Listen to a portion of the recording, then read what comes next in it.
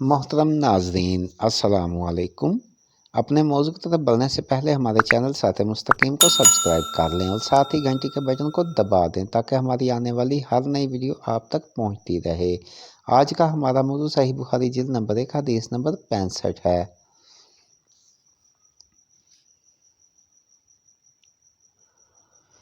اسماعیل بن عبداللہ نے ہم سے بیان کیا، ان سے ابراہیم بن سعد نے صالح کے واسطے سے روایت کی، انہوں نے ابن شہاب سے، انہوں نے عبید اللہ بن عبداللہ بن عتبہ بن مسعود رضی اللہ عنہ سے نقل کیا کہ ان سے عبداللہ بن عباس رضی اللہ عنہ نے بیان کیا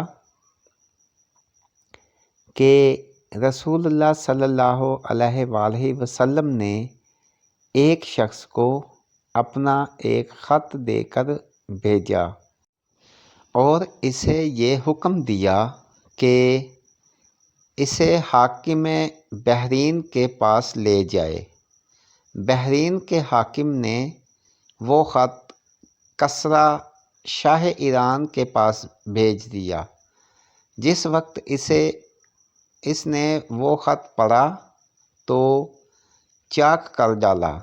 راوی کہتے ہیں اور میرا خیال ہے کہ ابن مسیب نے اس کے بعد مجھ سے کہا کہ اس واقعے کو سن کر رسول اللہ صلی اللہ علیہ وآلہ وسلم نے اہل ایران کے لیے بددعا کی کہ وہ بھی چاک شدہ خط کی طرح ٹکڑے ٹکڑے ہو جائیں۔